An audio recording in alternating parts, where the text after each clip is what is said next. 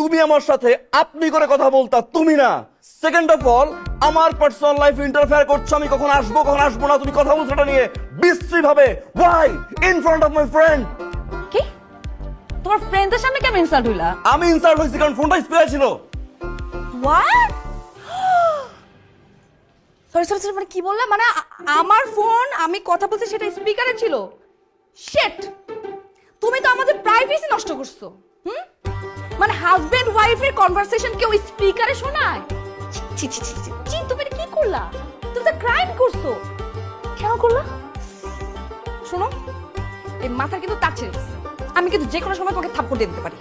এই থাপ্পড় দিয়ে দাঁত ফেলে দিব। Get out from my house right now, get out, out. তো মানসিক নির্যাতন। আরে তুমি আমাকে কি বের করবা? আমি নিজেই তো হ্যাঁ, বেরো। যাব। হ্যাঁ, যাও, বেরো যাও, যাচ্ছি। বেরো, বেরো। বের হয়ে যাব থানায়। হ্যাঁ, থানায় গিয়ে বলবো আমার জামাই আমার সাথে নির্যাতন করছে, শারীরিক এবং মানসিক নির্যাতন করছে। এই মামলা হবে তোমার নামে। নির্যাতন কখন করছি? নির্যাতন করো নাই? এই যে তুমি যে এখন আমার সাথে এইভাবে চিল্লাইলা, খারাপ ব্যবহার করলা, এতে না আমি মানসিকভাবে ক্ষতিগ্রস্ত হয়েছি। এটা হচ্ছে মানসিক নির্যাতন। শারীরিক?